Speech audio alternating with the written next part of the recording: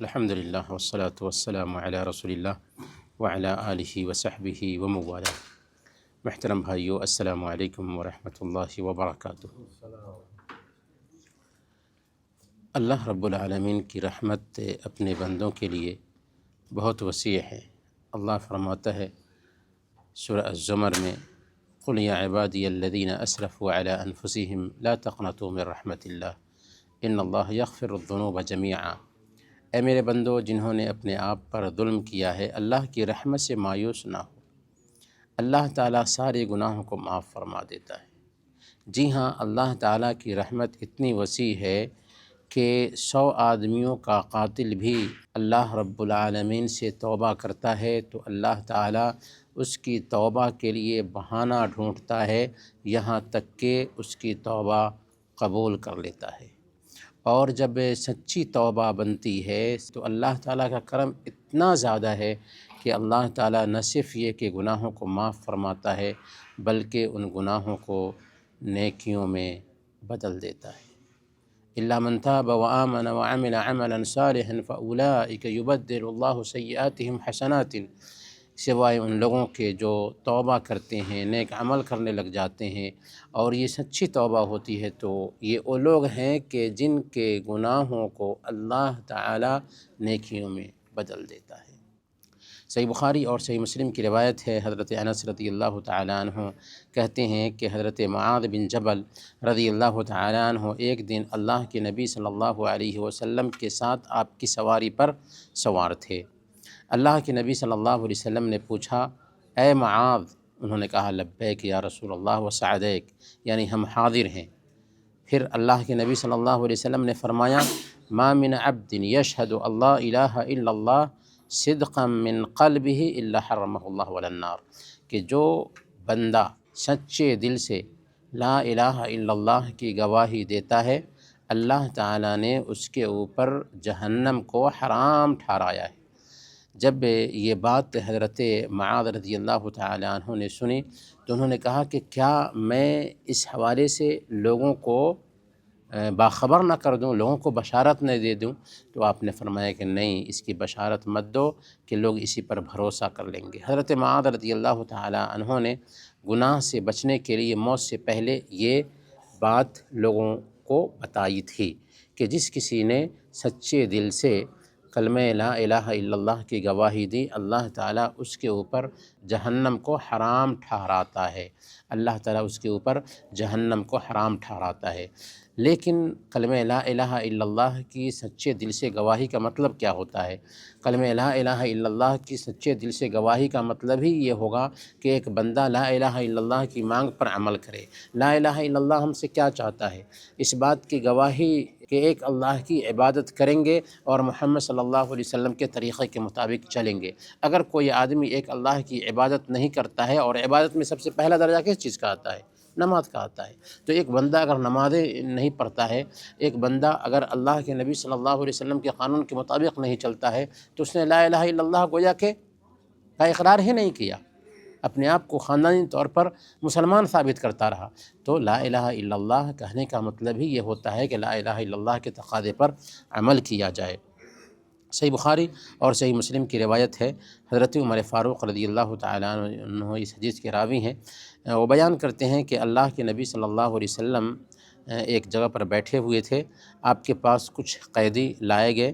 انہی قیدیوں کے بیچ میں آپ نے دیکھا کہ ایک عورت ہے جو بچوں کو تلاش کر رہی ہے، اور جس بچے کو پاتی ہے اپنی چھاتی سے لگاتی ہے اور اس کو دودھ پلانے لگتی ہے۔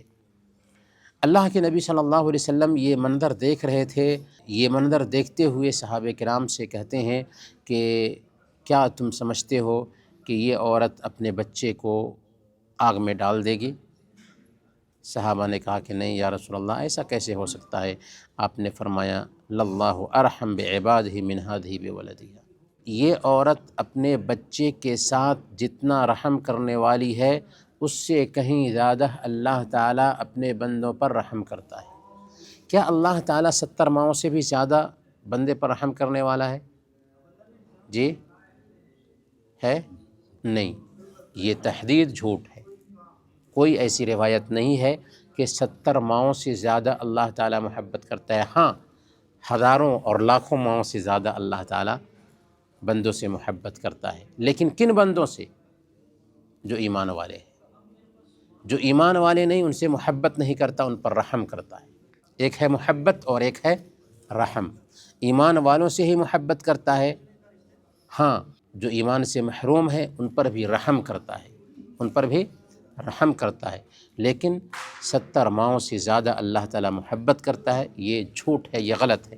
ہاں ایمان والوں سے اللہ تعالیٰ محبت ضرور کرتا ہے، لیکن اس محبت کی تعین ہم نہیں کر سکتے۔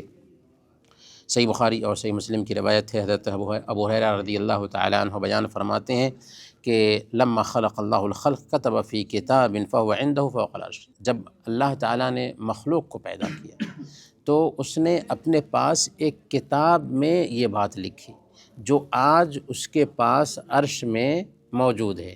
کیا بات لکھی؟ ان رحمتی سبقت غضبی، میری رحمت میرے غصہ پر غالب ہے۔ گویا کہ اللہ تعالیٰ کا غصہ بھی ہے۔ اللہ تعالیٰ ظالم بندوں پر غصہ کرتا ہے، نافرمان بندوں پر اس کا غصہ ظاہر ہوتا ہے، لیکن غصہ کے مقابلے میں اس کی رحمت غالب ہے۔ اسی لیے اللہ رب العالمین کی ذات کے بارے میں اچھی امید رکھنی چاہیے اور بندے کو ٹال مٹول نہیں کرنا چاہیے، فوراً گناہ سے باز آ جانا چاہیے۔ صحیح بخاری اور صحیح مسلم کی روایت ہے، حضرت ابو ہریرہ رضی اللہ تعالیٰ عنہ بیان فرماتے ہیں کہ اللہ تعالیٰ نے رحمت کو پیدا کیا، لفظ رحمت کو اللہ تعالیٰ نے پیدا کیا تو اس کے 100 حصے کیے، 99 حصہ اپنے پاس رکھا اور ایک حصہ زمین پر اتارا۔ اسی ایک حصہ کی وجہ سے انسان، جنات اور چوپائے آپس میں ایک دوسرے پر رحم کرتے ہیں، یہاں تک کہ جانور بھی اپنے بچے پر رحم کرتا ہے، اور 99 حصہ اپنے پاس رکھا، یرحم بہا عبادہ یوم القیامہ۔ اس رحمت کے ذریعہ اللہ تعالیٰ کل قیامت کے دن اپنے بندوں پر رحم فرمائے گا۔ تو دیکھیں اللہ تعالیٰ کتنا کریم ہے کہ آج رحم کے جو مظاہر دیکھتے ہیں نا، یہ اللہ تعالیٰ کے 100 رحمتوں میں سے صرف ایک حصہ ہے۔ 99 رحمت اللہ کے پاس ہے، اللہ تعالیٰ اپنے بندوں پر رحم فرمائے گا، لیکن کن بندوں پر؟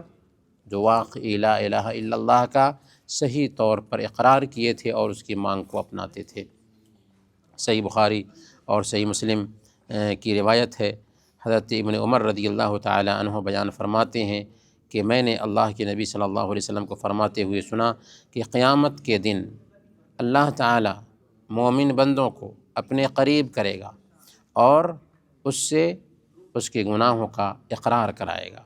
اللہ فرمائے گا اتعرف ذنب کذا، اتعرف ذنب کذا، اے میرے بندے کیا تم جانتے ہو کہ تو نے فلاں دن یہ گناہ کیا تھا، تو نے فلاں دن یہ گناہ کیا تھا، تو نے فلاں دن یہ گناہ کیا تھا، یہاں تک کہ جب وہ اعتراف کر لے گا اپنے سارے گناہوں کا اور وہ سمجھے گا کہ اب میں ہلاک ہوا، تو اللہ تعالیٰ فرمائے گا فإنی قد سترتها علیک فی الدنیا وأنا اغفرها لک اليوم، میں نے دنیا میں ان سارے گناہوں پہ پردہ ڈال لیا تھا اور آج میں تمہارے ان سارے گناہوں کو معاف فرما رہا ہوں۔ جی ہاں، اللہ تعالیٰ کی رحمت بہت وسیع ہے۔